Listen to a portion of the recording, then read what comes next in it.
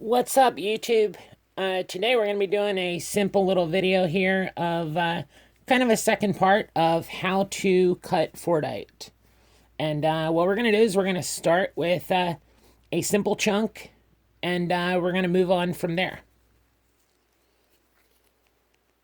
Okay, so what we want to do is, obviously we're not going to cut this whole thing up, but I'll show you how to cut a single cab here, and let you take it from there. And in a previous video, I was talking about following the layers in the, the natural layers to the paint, and that you want to cut down into them. So we'll do one that's kind of easy here. You can see how this actually bends.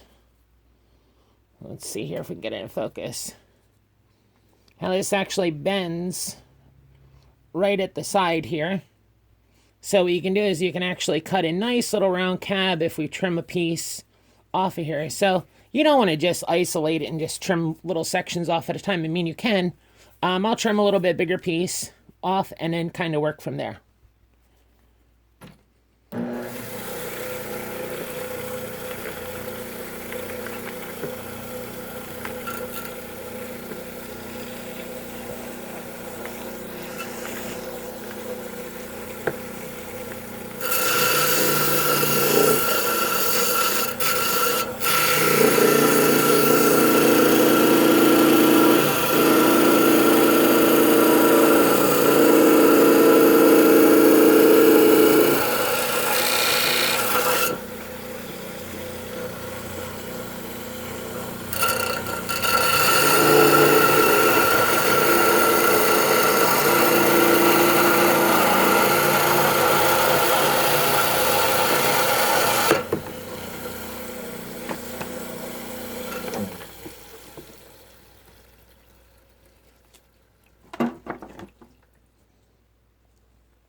Okay, so there we go. We got ourselves a neat little slab.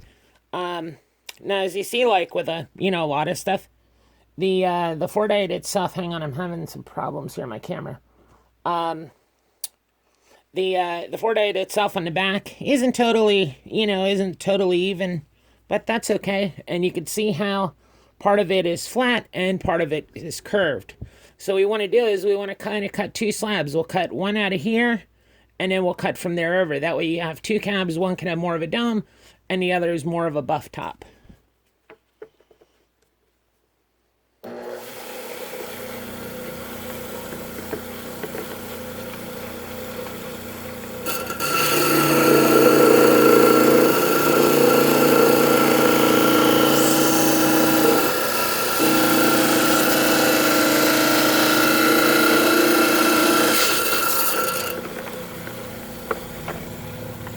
Perfect. Now this little uneven side on the back like that, you can do two things. You can just sand it down on your, well, not sand it down, but grind it down on your cabbing machine. Or you can just go in and you can kind of cut it. This one is going to be a little difficult because the layers don't line up 100%. So we'll come in and cut it part way off on the back here, and then grind the rest of it. So there we go. There you go. You can see now this would have been totally flat on the back. We actually could have got well over another slab out of it. We could have split it down right down the middle evenly, but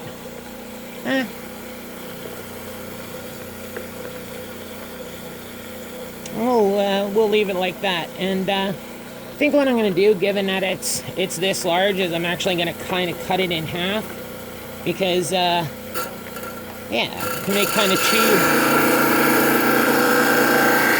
Now we have two freeform cab blanks basically out of it. So we'll put them over here.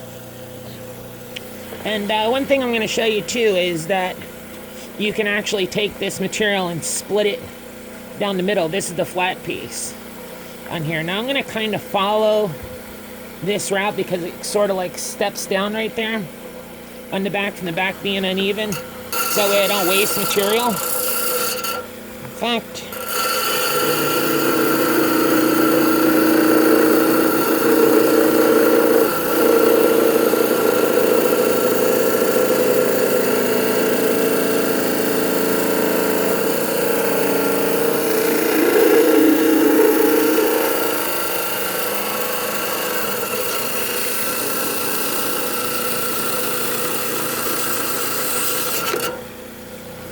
As you can see, I ran out of room, but no big deal. So there we go. Now these I'll probably cut. I'll probably cut these later on, but this is your first layer, so you'd want to obviously cut down from the paint layer down, and this is the piece underneath. Now this piece underneath still needs some trimming and stuff done to it, which I'll do at another time, but as you see, you get a really nice second slab instead of just grinding all that stuff away. But we'll stick to the first two cabs that we got, and we'll come back to these maybe in another video. Onto the grinding wheel. Okay, and now we are over on our cabbing machine. And like I said in the previous video, that what I do is I start with a 220 metal wheel, and then go to 325, 600, and then polishing. Now you can go all the way through if you went on to, from 600 to 1500 to 3000 to 8000, to however you want to do it. This is just the method that I use, that I found that I get the best polish with. First my cabbing machine, and then onto the polish. So here is our two little pieces, and I think what we'll do is we'll start on one of them here, and keep it going. Now what I want to do with this one is kind of want to make this into more of a free form type of cab, but at the same time we'll still put a little girl on it, so that way if somebody's bezel setting it, that they can still, work with it properly. So we're going to just do a little bit of rough shaping.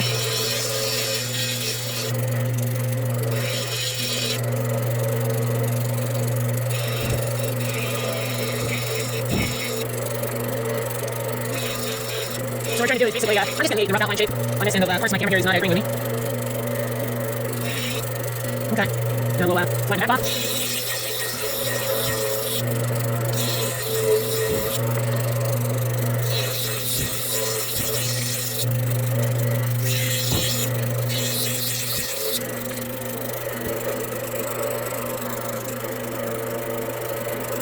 Okay, so now that the back is flat enough, now we'll start cutting down into our cutting layer. And like I said before, you want to follow the way that your material. Why is my camera? I'm sorry about this. You want to follow the way the layers are. Let's see if we can get some light on that. So you can see there's a little bit of a curve, but that's okay because we're going to make a little bit of a curve, kind of scooping down on one side and have it more or less kind of buffed and rounded on the top, so you got a real good contrast. And here we go.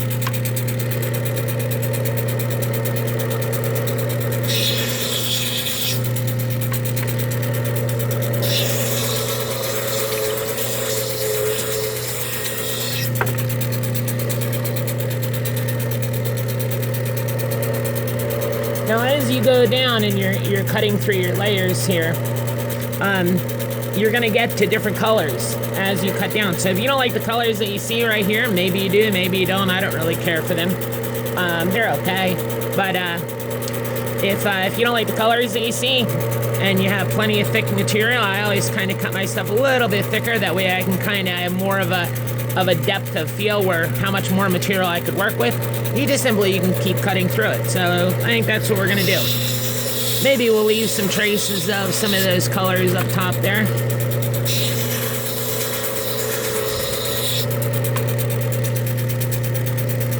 But we're just kind of getting an idea to open her up and see what's inside. Yeah, see, there we go. Now we're starting to open up into some real cool colors.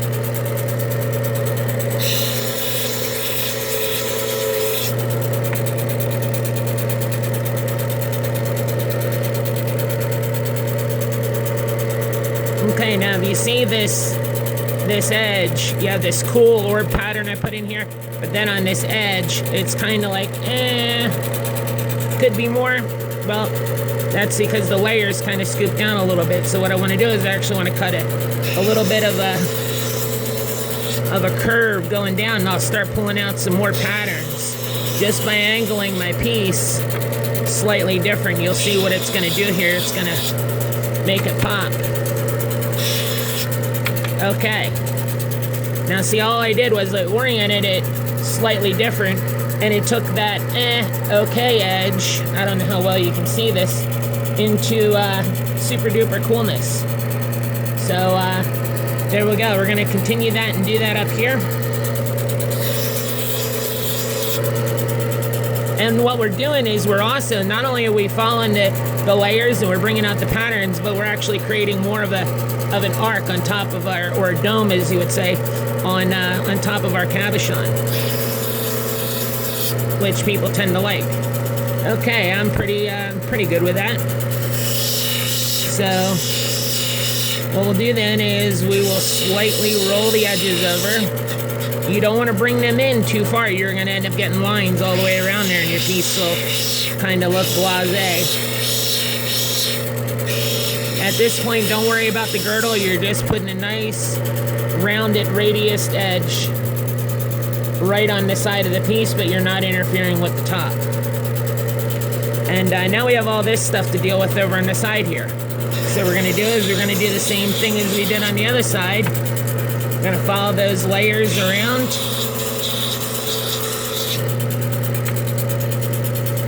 See, now we're starting to really bring out the piece. I'm sorry about my lighting isn't better. Maybe that'll help a little bit. There we go. And so yeah.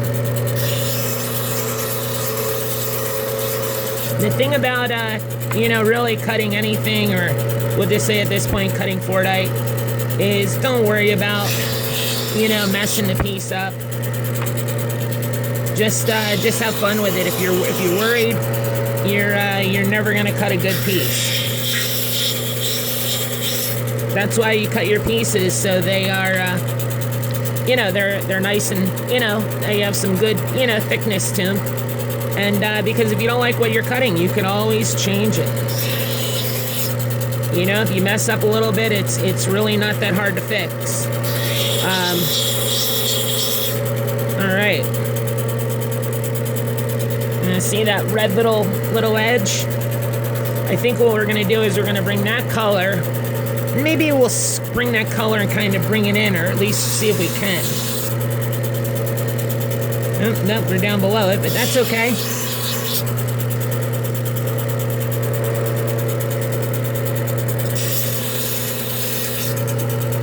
Okay, now there, if you see, we just put a second orb right there.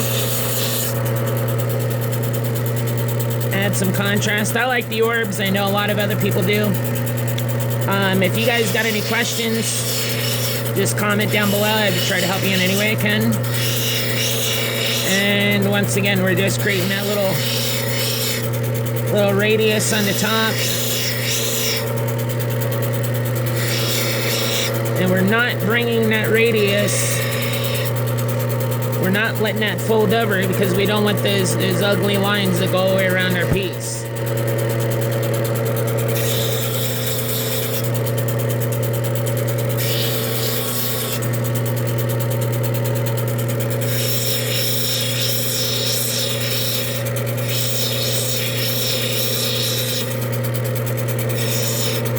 Having some lines around it can be cool, but when you start getting into too many, it really detracts from the piece.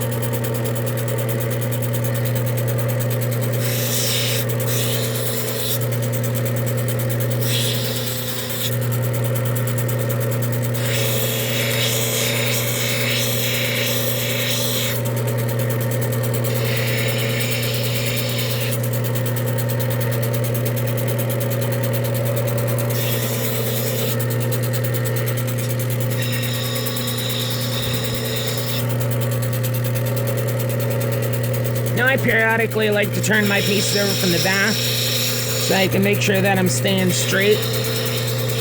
That, you know, depending on the size, the type of cab that you're making, you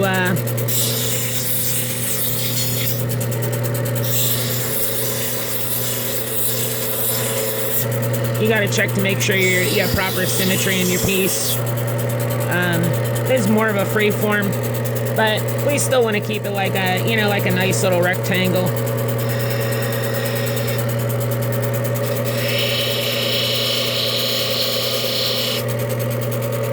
Okay.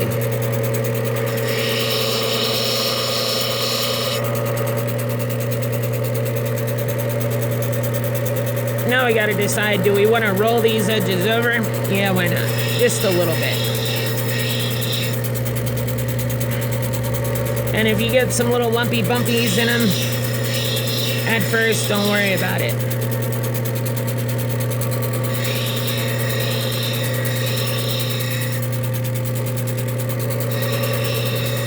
Now, when you roll your edges over, you want to start on one edge, like say here, and you want to continue all the way around on your wheel. You don't want to just kind of work the edge, or you're going to get like a flat spot going in. That's with any stone. Okay, there we go. So that is our rough piece, roughed out on the 220 wheel so far, and now we're going to take it to over to 325 and 600.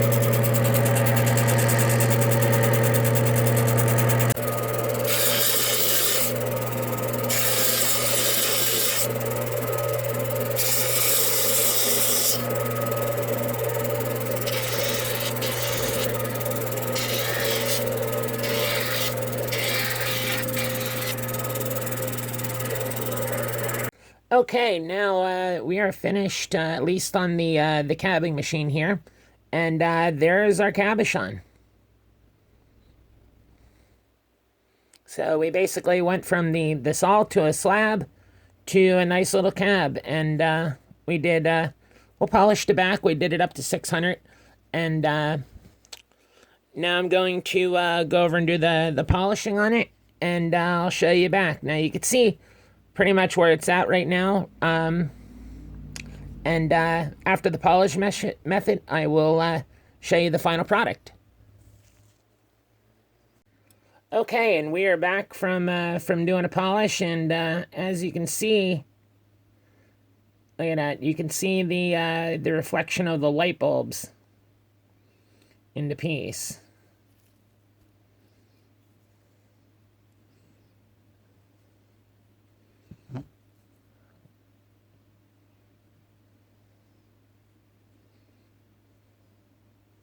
And we did our back.